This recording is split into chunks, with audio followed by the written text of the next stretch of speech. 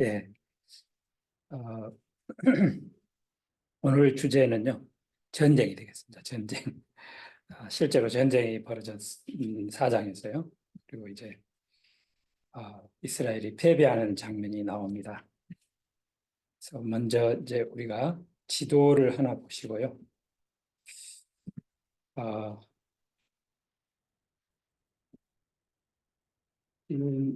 이스라엘하고 블레셋하고 전쟁이 오늘 벌어졌는데, 블레셋은 오늘날 가자 지역에 해당되겠습니다.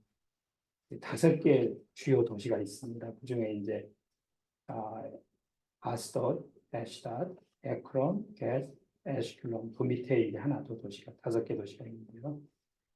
그래서 여기 전쟁은 이제 이 블레셋이 이스라엘이 에브라임 지역에 와서 이 에이펙 여기에 진을 쳤고요.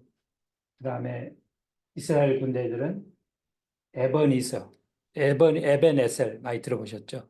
그 help, the stone of help, 돕는 바위 그런 뜻을 갖고 있습니다.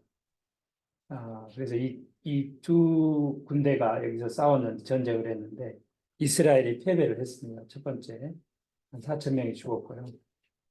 그러니까 이스라엘이 패배를 하니까 이 샤일로가 그 하나님의 언약궤가 있는 곳이잖아요. 샤일로 이 실로에 가서 언약궤를 이 진으로 가져왔습니다. 그런데 그래도 못 이기고 이스라엘 군대가 3만 명이 여기서 죽고 패배를 하고 언약궤를 빼앗기는 그 전쟁. 그 다음에 이제 언약궤를 빼앗겼기 때문에 언약궤가 이 5개 도시, 아스돗을 시작해서 5개 도시를 도는데요. 그 독종이 일어나고 하나님이 이제 그 네, 심판을 하셨죠. 이 언약궤가 있는 곳에. 그래서 결국은 이제 6장에 가면 그 언약궤를 다시 이스라엘에 돌려주게 됩니다.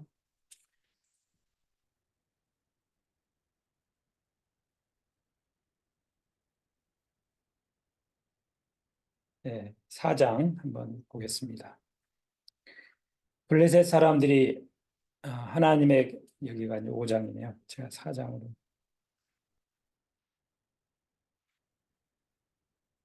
사무엘의 말이 온 이스라엘에 전파되니라. 그래서 에, 이제 엘리 대제사장의 아들 둘이 이제 타락을 해서요. 이제 하나님께 본이 안 되고 하나님께서 이제 엘리 제사장의 가족을 하나님이 심판하시기로 예언하셨고요. 그러나 하나님의 이제 말씀이 하나님의 그 약속 언약이 있잖아요. 그래서 하나님은 아브라함에게 약속하시기를 너의 후손이 하늘의 뭇별과 같이 많이 되리라 그랬습니다. 그래서 3회를 허락하시고 하나님 말씀을 계속해서 이스라엘 가운데 주셨습니다. 이스라엘에 나가서 블레셋 사람들과 싸우려고 에벤에셀 곁에 진치고 블레셋 사람들은 아벡에 진쳤더니 블레셋 사람들의 뜻은 블레셋의 뜻은 뭐냐면요. 이민자라는 뜻입니다. 원래 블레셋은 어디서 왔냐면 그 지중해에 있는 조그만 섬 크레테 섬에서 이쪽으로 이주해 왔다 그렇게 알려져 있습니다. 블레셋 사람들이 이스라엘에 대하여 전열을 벌이니라. 그 둘이 싸우다가 이스라엘이 블레셋 사람들 앞에서 패하여 그들에게 전쟁에서 죽임을 당한 군사가 4천 명 가량이라. 이스라엘이 패배를 했죠. 백성이 진영으로 돌아오며 이스라엘 장로들이 이르되 여호와께서 어찌하여 우리에게 오늘 블레셋 사람들 앞에 패하게 하셨는고 여호와의 언약궤를 실로에서 우리에게로 가져다가 우리 중에 있게 하여 그것으로 우리 원수들의 손에서 구원하게 하자 하니 이것은 이스라엘 백성들이 여리고 성을 정복할 때요. 맨 앞에 제사장들이 나팔을 들고 이렇게 행진을 하고요. 바로 뒤에 언약궤가 행진을 했거든요. 거기서 착안을 했던 것 같습니다. 그래서 전쟁터에 이건 처음이 아니고요. 전쟁터에서 하나님의 언약궤가 함께 앞서 나간 적이 있었습니다. 한 가지 여기서 이제 전쟁터에서 중요한 거는 하나는 이제 작전이고요. 전략이고, 그 다음에는 무기입니다. 그래서 작전과 무기가 잘 갖춰져 있어야 되는데, 다가 이제 우리 배울 점에서 그래서 어떤 점이 부족했는가 이스라엘에서 한번 살펴보겠습니다. 이에 백성이 실로에 사람을 보내어 그룹 사이에 계신 이 그룹은 그 천사들 말하죠. 만군의 여호와의 언약궤를 거기서 가져왔고 엘리의 두 아들 홈니와 비느하스는 하나님의 언약궤와 함께 거기 있었다. 이 제사장이니까요. 언약궤는 제사장만이 이동할 수가 있고 들 수가 있고 움직일 수가 있습니다. 홈니의 뜻은 박서, 싸움꾼이라는 뜻이고요.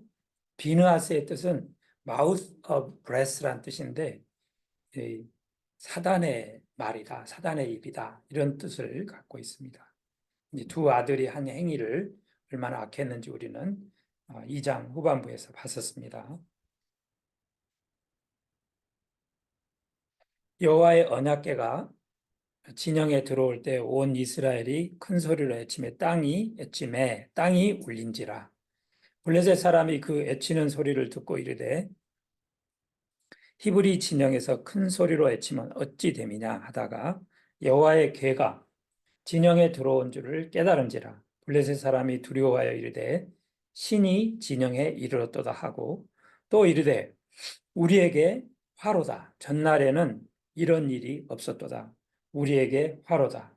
누가 우리를 이 능한 신들의 손에서 건지리요.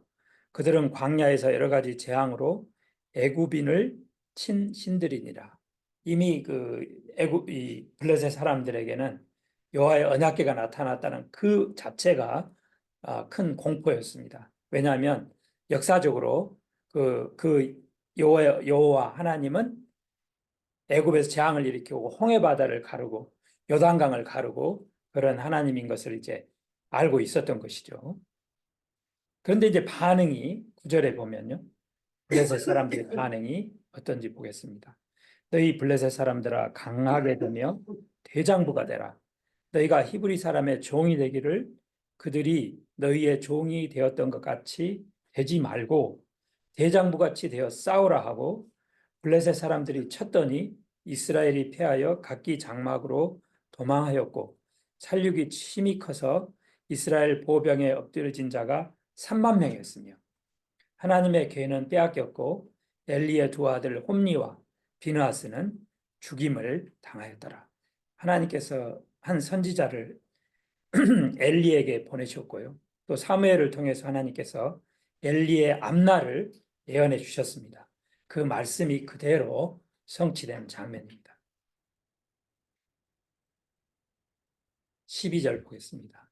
당일에 어떤 베냐민 사람이 진영에서 달려나와 자기의 옷을 찢고 자기의 머리에 티끌을 덮어 쓰고 실로에 이르니라. 그가 이를 때에 엘리가 길 옆 자기의 의자에 앉아 기다리며 그의 마음이 하나님의 궤로 말미암아 떨릴 즈음이라. 그 사람이 성읍에 들어오며 알림에 온 성읍이 부르짖는지라. 엘리가 그 부르짖는 소리를 듣고 이르되 이 떠드는 소리는 어찌 됨이냐. 그 사람이 빨리 가서 엘리에게 말하니 그때에 엘리의 나이가 98세라. 그의 눈이 어두워서 보지 못하더라. 그래서 이제 나이가 들어서 눈 앞을 보지 못했다는 의미도 있고요. 그 말 동시에 또 눈이 어두워서 보지 못했다는 의미는 영적인 분별력을 상실했다는 의미도 갖고 있습니다. 16절 그 사람이 엘리에게 말하되 나는 진중에서 나온 자라 내가 오늘 진중에서 도망하여 왔나이다. 엘리가 이르되 내 아들아 일이 어떻게 되었느냐. 소식을 전하는 자가 대답하여 이르되 이스라엘이 블레셋 사람들 앞에서 도망하였고 백성 중에는 큰 살육이 있었고 당신의 두 아들 홈니와 비느하스도 죽임을 당하였고 하나님의 궤는 빼앗겼나이다. 하나님의 궤를 말할 때에 엘리가 자기 의자에서 뒤로 넘어져 문 곁에서 목이 부러져 죽었으니 나이가 많고 비대한 까닭이라. 그가 이스라엘의 사사가 된 지 40년이었더라. 하나님의 말씀이 그대로 임하게 된 것을 이루어진 것을 볼 수가 있습니다. 19절입니다. 그의 며느리인 비느하스의 아내가 임신할 해산 때가 가까웠더니 하나님의 계를 빼앗긴 것과 그의 시아버지와 남편이 죽은 소식을 듣고 갑자기 아파서 몸을 굽혀 해산하고 죽어갈 때에 곁에 서 있던 여인들이 그에게 이르되 두려워하지 말라. 내가 아들을 낳았다 하되 그가 대답하지도 아니하며 관념하지도 아니하고 이르기를 영광이 이스라엘에서 떠났다 하고 아이 이름을 이가봇이라 하였으니 하나님의 계가 빼앗겼고 그의 시아버지와 남편이 죽었기 때문이며 또 이르기를 하나님의 계를 빼앗겼으므로 영광이 이스라엘에서 떠났다 하였더라. 그 이가봇이란 뜻이요. 하나님의 영광이 없다. 그 노 글로리라는 뜻을 가지고 있습니다. 그래서 하루에 아버지, 두 아들, 며느리가 다 목숨을 잃었습니다. 이제 하나님의 말씀이 한 선지자를 통해서 또 사무엘을 통해서 주신 그대로 다 이루어진 것을 볼 수가 있습니다. 5장으로 가볼까요? 이제 그 언약궤를 빼앗겨서 어디로 갔냐면 이제 블레셋 손에 들어갔지 않습니까? 거기서 일어난 일입니다. 5개 도시에서 일어난 일. 블레셋 사람들이 하나님의 궤를 빼앗아 가지고 에벤에셀에서부터 아스돗에 이르니라. 이게 첫 번째 도시. 아스돗은 파워풀이라는 뜻이에요. 굉장히 강력하고 힘센 그런 뜻을 가지고 있는데요. 블레셋 사람들이 하나님의 궤를 가지고 다곤의 신전에 들어가서 다곤 곁에 두었더니 이 다곤이라는 뜻은 fish라는 뜻입니다. 물고기. 그래서 물고기 신이었던 것 같습니다. 그래서 이제 물고기 신전 그 신을 다곤이라는 그 형상을 가진 물고기 형상을 가진 그 신 앞에다가 하나님의 궤를 놔뒀습니다. 이건 하나님에 대한 모욕이죠. 하나님의 저 언약궤는 어디에 있어야 되냐면 하나님의 성소 안에 있어야 되거든요. 근데 이제 이방 신인 이 다곤 신전 안에 두었습니다. 아스돗 사람들이 이튿날 일찍이 일어나 본즉 다곤이 여호와 궤 앞에서 엎드러져 그 얼굴이 땅에 닿았는지라. 그들이 다곤을 일으켜 다시 그 자리에 세웠더니 그 이튿날 아침에 그들이 일찍이 일어나 본즉 다곤이 여호와 궤 앞에서 또다시 엎드려져 얼굴이 땅에 닿았고 그 머리와 두 손목은 끊어져 문지방에 있고 다곤의 몸뚱이만 남았더라. 그러므로 다곤의 제사장들이나 다곤의 신전에 들어가는 자는 오늘까지 아스돗에 있는 다곤의 문지방을 밟지 아니하더라. 이제 하나님께서 눈에 보이지 않는 하나님께서 일을 하시는 것이죠. 이 여호와의 궤를 잃어버렸기 때문에 누가 목숨을 잃었습니까? 엘리 대제사장이 목숨을 잃었습니다. 그 소식을 듣고 뒤로 넘어져서 또 그 며느리도 목숨을 잃었습니다. 그만큼 여호와의 언약궤를 잃어버렸다는 것은 이제 그 사람들에게 엄청난 충격이었습니다. 공포같이 다가왔습니다. 그러나 하나님은 이 이스라엘 백성들이 이 언약궤를 잃어버렸지만 하나님 스스로 보호하고 계시는 걸 볼 수가 있습니다. 여호와의 손이 아스돗 사람에게 엄중히 더하사 6절입니다. 독한 종기의 재앙으로 아스돗과 그 지역을 쳐서 망하게 하니 아스돗 사람들이 이를 보고 이르되 이스라엘의 신의 궤를 우리와 함께 있지 못하게 할지라 그의 손이 우리와 우리 신 다곤을 친다 하고 이에 사람을 보내어 블레셋 사람들의 모든 방백을 모으고 이르되 우리가 이스라엘의 신의 궤를 어찌하랴 하니 그들이 대답하되 이스라엘 신의 궤를 가드로 옮겨가라 하므로 이스라엘 신의 궤를 옮겨갔더니 다른 도시를 말합니다. 가드는 두 번째 도시. 그것을 옮겨간 후에 여호와의 손이 심히 큰 환난을 그 성읍에 더하사 성읍 사람들의 작은 자와 큰 자를 다 쳐서 독한 종기가 나게 하신지라. 그 두 번째 도시에도 또 재앙이 임하게 되었습니다. 이제 점점 블레셋 사는 사람 온 사람들이 이제 그 하나님의 그 진노의 손길을 그 힘을 느끼게 되었습니다. 10절 말씀 보겠습니다. 이에 그들이 하나님의 계를 에그론으로 보내니라. 하나님의 계가 에그론에 이른즉 에그론 사람이 부르짖어 이르되 그들이 이스라엘의 신의 계를 우리에게로 가져다가 우리와 우리 백성을 죽이려 한다 하고 이에 사람을 보내어 블레셋 모든 방백을 모으고 이르되 이스라엘 신의 괴를 보내어 그 있던 곳으로 돌아가게 하고 있던 곳이 어디입니까? 이스라엘 땅입니다. 예, 하나님의 여호와의 괴는 이스라엘에만 있어야 되는 것이죠. 우리와 우리 백성의 죽임당함을 면하게 하자 하니 이는 온 성읍이 사망의 환난을 당함이라.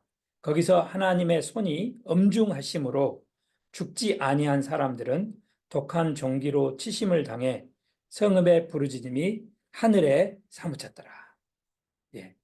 자, 하나님은 이스라엘 사람들은 여호와의 계를 자기들이 보호하고 가지고 있으면 여호와의 손이 자기들을 이기게 하실 것으로 믿었습니다. 그러나 하나님은 스스로 이스라엘 사람들의 전혀 그 도움 없이도 이 하나님의 그 존귀하심과 그 능력과 그 권세를 나타내고 계신 것을 볼 수가 있습니다. 그럼 오늘 말씀을 통해서 한 세 가지를 한번 우리가 살펴보겠습니다. 첫 번째, 우리의 싸움 상대는 악의 영들이다. 그래서 이스라엘이 준비한 무기는 결국 자신들의 손에 들고 있는 창이나 칼이나 그 무기 외에 이제 여호와 언약궤를 진으로 가져왔습니다. 가져왔을 때 이스라엘 군인들은 땅이 진동하도록 이 함성을 했습니다. 이제는 우리가 이겼다. 이런 믿음인 것이죠. 그러나 이제 한 가지 이스라엘이 처음에 패배하고 4천 명이 죽었을 때 이스라엘의 그 지도자들이요, 장로들이 무엇을 말했냐면 하나님께 기도하지 않았습니다. 중요한 무기를 쓰지 않았습니다. 기도하지 않고 왜 여호와께서 우리를 패하게 하시는고? 그래서 자기들끼리 이 회의를 해서 아이디어를 낸 게 뭡니까? 언약궤를 가져가면 되겠다. 여호와께 묻지 않았던 게 그 중요한 우리 믿는 자에게 이스라엘에게 있는 중요한 무기를 쓰지 않은 것이죠. 에베소서 6장 말씀을 한번 보겠습니다. 우리의 씨름은 혈과 육을 상대하는 것이 아니요. 여기서 혈과 육은 우리의 싸움은요. 이렇게 눈에 보이는 그 이웃이나 또 가족이나 또 이 세상 사람들이 아니라는 것입니다. 오히려 우리의 싸움은 누구를 상대하는 것이냐면 눈에 보이지 않는 통치자들, 권세자들, 이 어두움의 세상 주관자들과 하늘에 있는 악의 영들을 상대함이라 그랬습니다. 이스라엘을 아까 지도를 잠깐 보셨지만 이스라엘 보시면 하나님께서 우리 사사기를 공부할 때 아주 정확하게 잘 나와 있습니다. 하나님께서 모든 원수들이요. 남쪽으로는 누가 있습니까? 이집트가 있고요. 북쪽으로는 이제 시리아가 있고요. 아람 군대가 있고요. 동쪽으로는 모압 사람들, 그 남쪽으로는 이제 그 요단강 건너편에 암몬 사람들, 또 이쪽 그 이집트 그 국경 근방에는 또 아말렉 사람들, 또 여기 블레셋 사람들이, 그러니까 이스라엘은 오늘날도 그렇지만 원수들로 둘러싸여 있는 상태입니다. 그러면 하나님께서 그 모든 사람들을 다 죽이라, 다 멸하라 명하시고요. 여호수아를 통해서 그렇게 인도하셨잖아요. 근데 이스라엘 백성들이 그 전쟁이 20년 계속 지속되니까 이제 하지 못했습니다. 다 정복하지 못했습니다. 마쳤는데 거기에 하나님의 뜻이 있었는데 사사기에 그 이유가 나오고 있잖아요. 후반부에. 왜 그렇게 하셨습니까? 하나님이 이스라엘이 진정으로 여호와 하나님께 순종하는가 안 하는가 테스트하기 위해서 남겨두셨다고 그랬습니다. 이 원수들을요. 그러면 이제 우리에게 이제 그 원수는 누구냐? 우리의 싸움, 우리 믿는 자들의 싸움은 영적인 싸움이잖아요. 이런 혈과 육의 싸움이 아니고 이스라엘의 그 원수들이 가장 가까이 있다는 것이잖아요. 바로 옆에 있으니까. 언제 원수들이 일어나서 침공해 옵니까?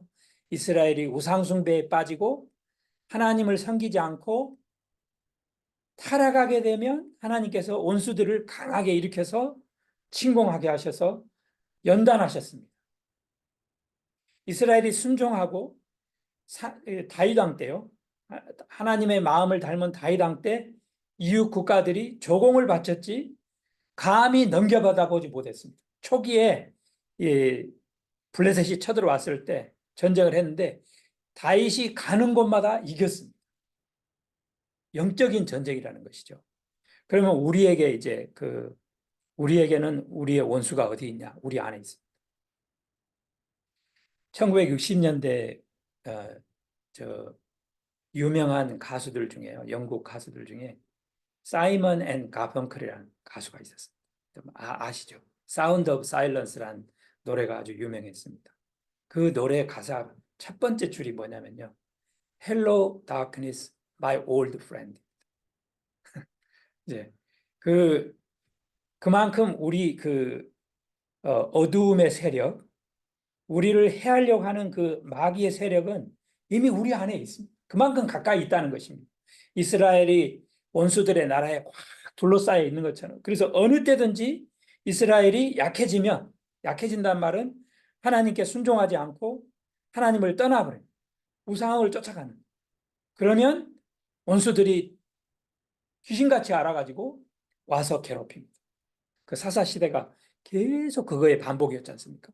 14명의 사사가, 12명의 사사가 있는 동안에 타락하고 심판받고 멸망당하고 또 하나님께 아래서 뉘우치고 회개하면 또 사사를 보내셔서 바로 그겁니다.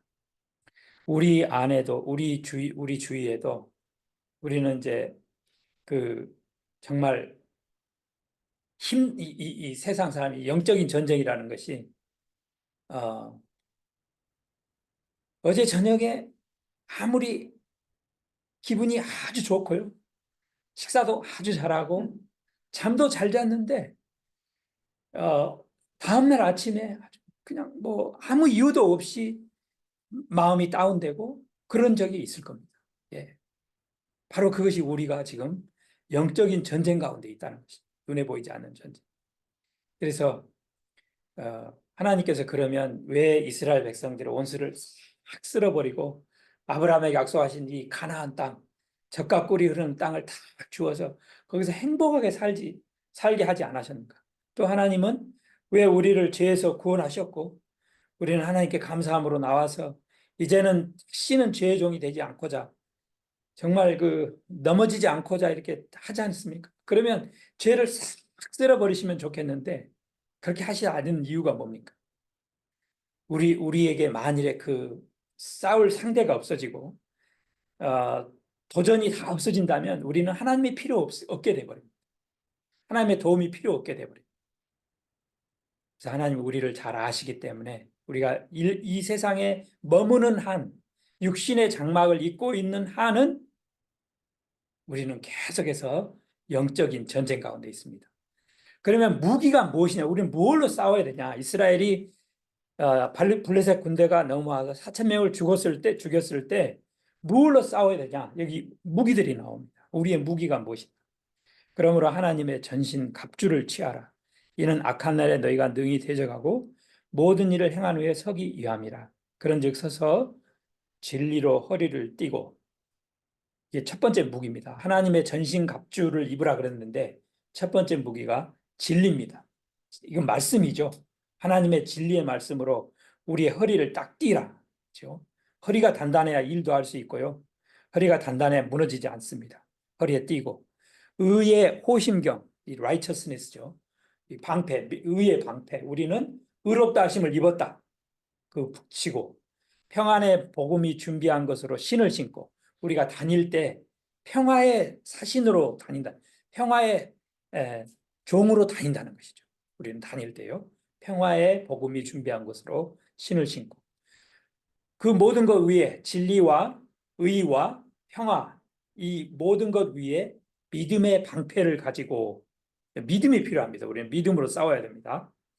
왜냐하면 능히 악한 자의 불화살을 소멸하고 악한 자는 누구냐면요. 이웃집 사람이 아닙니다. 마귀입니다. 마귀가 불화살로 공격하는 것이죠. 어떻게 공격합니까? 너희들은 형편없다. 어, 좌절을 주고요. 아주 슬픈 생각을 하게 하고 쓸모없는 생각을 하고 이렇게 계속 부추기는 자가 마귀입니다. 불화살을 쏘댑니다. 그 불화살을 소멸하기 위해서는 믿음의 방패를 가져야 한다는 것이죠. 또 구원의 투구는 장래 그 구원, 우리 이터널 셀베이션, 글로리피케이션의 소망을 말합니다. 투구를 머리에다가 우리 지식 머리에다가 구원의 투구를 쓰고 성령의 검 곧 하나님의 말씀을 가지라.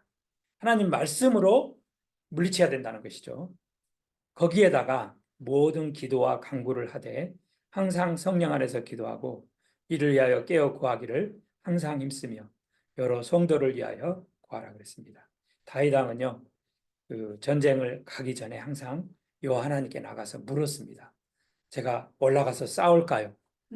말까요? 항상 물었습니다. 그것이 우리의 무기입니다. 우리의 무기.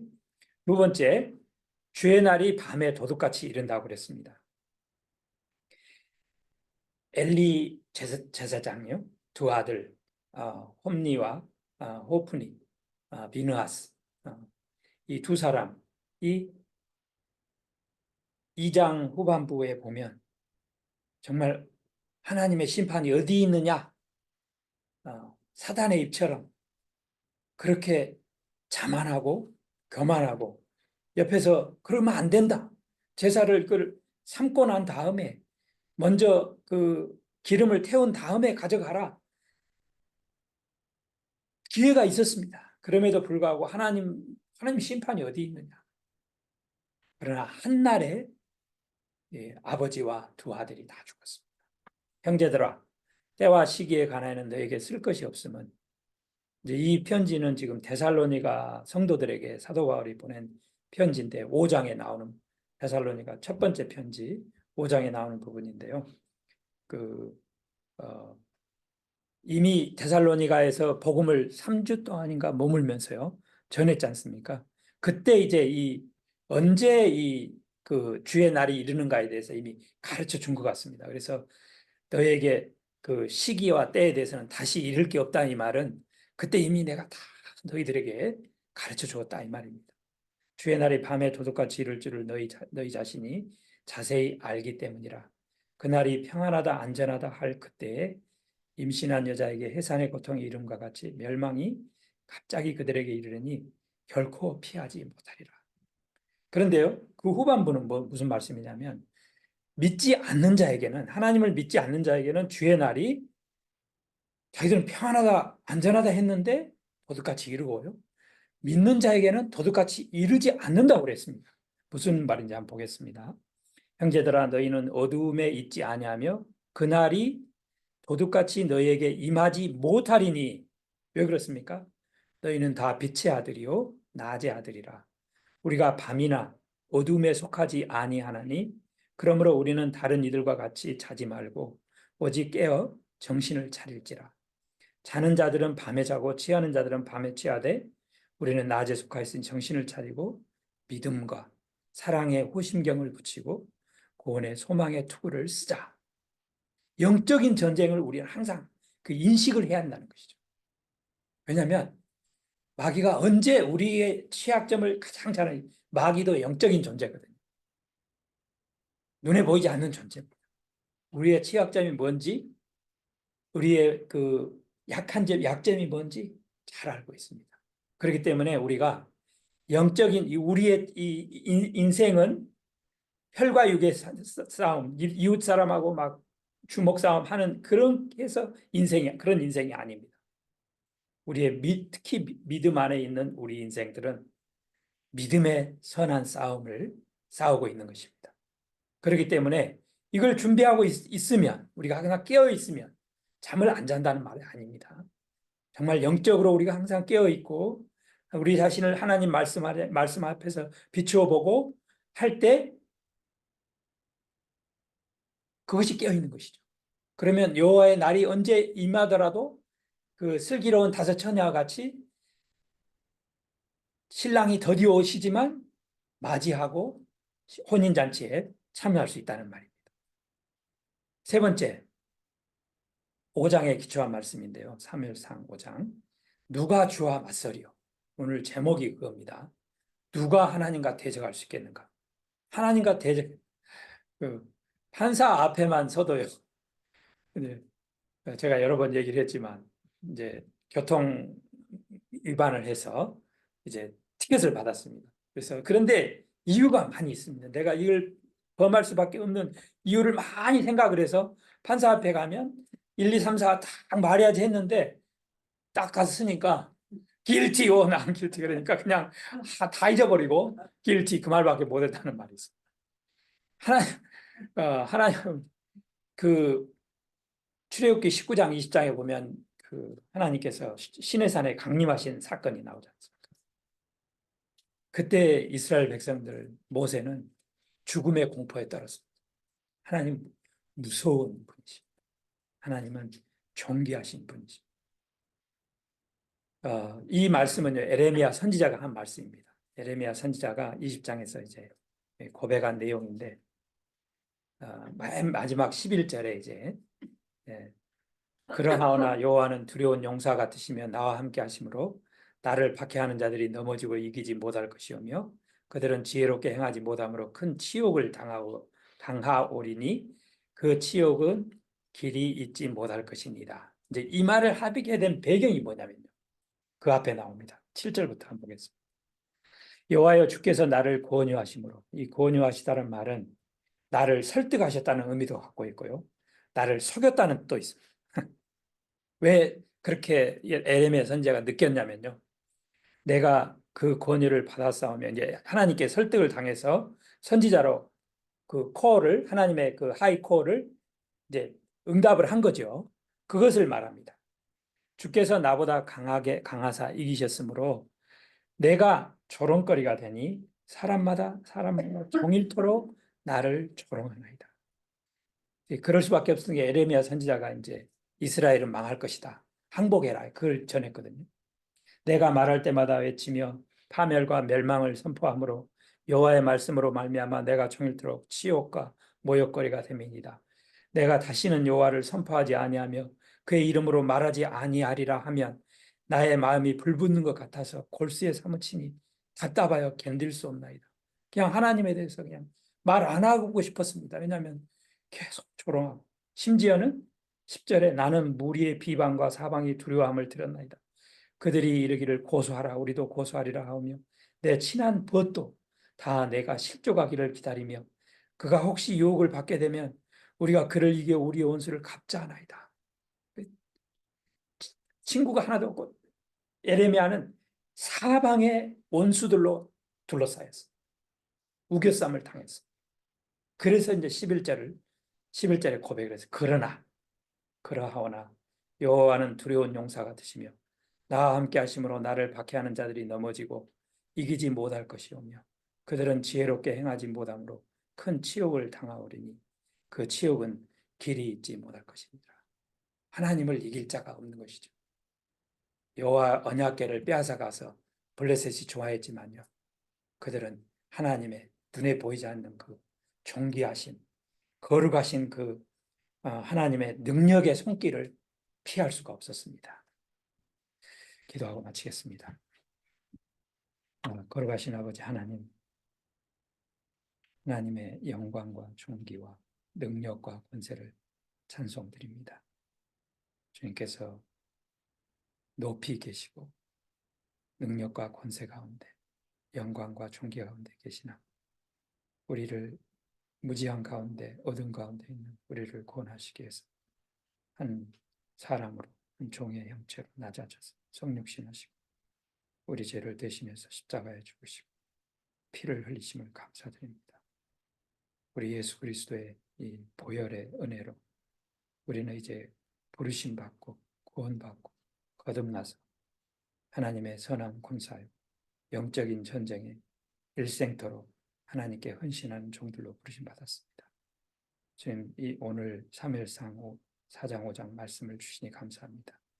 말씀을 다시 새기고 묵상하는 가운데 우리가 날마다 어떻게 깨어 있을 수 있는가 하나님의 말씀으로 무장하고 진리의 허리띠를 띠고 하나님의 의로 우리가 방패를 두르고 또 믿음으로 사단의 고소하는 불화살들을 물리치도록 축복하여 주시옵소서. 한 주간도 저희 하루하루 함께 동행하여 주실 줄 믿습니다. 하나님 말씀을 늘 가까이 하도록 축복하여 주실 줄 믿습니다. 예수님의 이름으로 기도하였습니다. 아멘. 예.